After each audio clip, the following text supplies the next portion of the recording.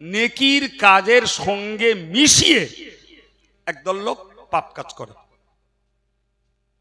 যদি কিছু মনে না করেন তো বলি, সেই দল বলো আমরা। ভুল বলে ফেললাম, সেই দল বলো আমরা। কিন্তু আমার আল্লাহ পাক বললেন যে এদের একটা ভালো গুণ হলো এরা পাপের কাজ করে ফেললেও স্বীকার করে। সুবহানাল্লাহ বলে। এই পাপ কাজ করার পরে স্বীকার করাটা আমার আল্লাহর কাছে খুব খুশির, যে আমার বান্দা জেদ করিনি, আমার বান্দা শয়তানের রীতি নেইনি, আমার বান্দা আদমের পথ নিয়েছে, ভুল করে ফেলেছি, পাপ করে ফেলেছি, স্বীকার করে।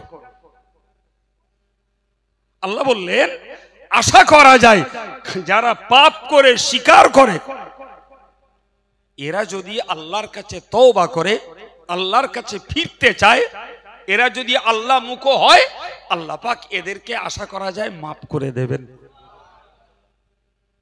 তাহলে এ থেকে বুঝতে পারা যায় এই পঙ্কিল জগতে পাপ হয়ে পড়াটা অস্বাভাবিক নয়, কিন্তু পাপ করার পরে স্বীকার না করাটা অস্বাভাবিক। সর্বনাশ ওইখানে, স্বীকার না করা। আরে পাপ না হবে না এই কথা কি করে বলবো বলেন তো? দুনিয়াতে তো আল্লাহর পক্ষ থেকে প্রকাশ্য কোনো পাহারাদার রাখা নেই। হ্যাঁ না বলেন, রাখা আছে কি? আমি একবার আমার আলোচনায় বলেছি, বলো পুলিশ প্রশাসন মেম্বার প্রধান চৌকিদার কারুর লাগবে না যদি ভিতরটায় থাকে পরকালের বিশ্বাস, আল্লাহর ভয়। বলেছি না একবার আমার আলোচনায়? জি, আপনি দেখুন, ফলে বাইরে আমাদের আল্লাহর পক্ষ থেকে কোনো প্রশাসন কাউকে লাগানো নেই, আছে কি? কিচ্ছু লাগানো নেই। অথচ পাপের খরিদ্দার কতগুলো দেখুন। চোখ পাপের এক খরিদ্দার, কান আর এক খরিদ্দার, হাত আর এক খরিদ্দার, পা আর এক খরিদ্দার, জিভ বড় এক পাপের খরিদ্দার। জিভ পাপ করছে, চোখ পাপ করছে, কান পাপ করছে, হাত পাপ করছে, পা পাপ করছে, মাথা কুচিন্তা করে পাপ করছে, কল্প কুকাজের নিয়ত করে পাপ করছে। কি গো, আমার কথাগুলো আপনাদের বাস্তবে মনে লাগছে কি?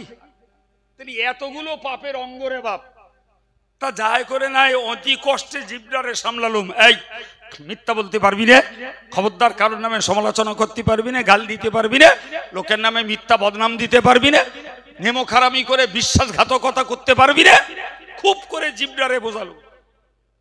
ওদিকে চোখ পরের মেয়ে পরের বউ দেখে বেড়াচ্ছে, এরা আর সামলাতে পারলুম না।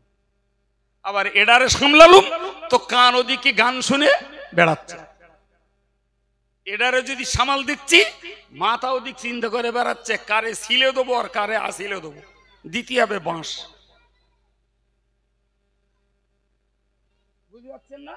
এরে সামাল দিচ্ছি, পা ওদিকে লাম্পো ঝাম্পো করতেছে, চলো ওখানটায় যাবো, ওখানে বিচিত্র অনুষ্ঠান হচ্ছে, ওখানে গানের আসর, ওখানটায় আজকে ড্যান্স হ্যাঙ্গামা। কডারে সামলাবেন বাপ? এই সব কডারে সামলাতে পারলি তবে বোঝা যাবে যে আমি সাধু হওয়ার একটা চেষ্টা করছি। কিন্তু এই খোলা জগতে এই সব কটারে সামলে চলা বলো বিরাট মদ্দালকের কাজ বলো।